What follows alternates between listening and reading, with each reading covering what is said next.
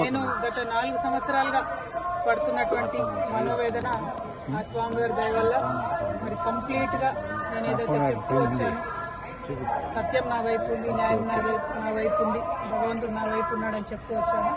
అదే నిజమని రుజువు చేస్తూ కంప్లీట్ గా కోర్టులో మరి క్లీన్ చీట్ రావడంతో స్వామివారికి కాలినడకన వచ్చి మొక్కు చెల్లించుకుంటానని అనుకున్నాను. దానికోసం ఇవాళ ఇక్కడికి రావడం జరిగింది.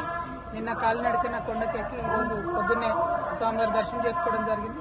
మరి అదేవిధంగా రాబోయే రోజులలో తెలంగాణ రాష్ట్రంలో తెలంగాణ ప్రజల పక్షాన తెలంగాణ ఇంటి పార్టీగా పనిచేయడానికి ఫ్యూచర్లో పొలిటికల్ పార్టీని కూడా పెట్టబోతా ఉన్నాను.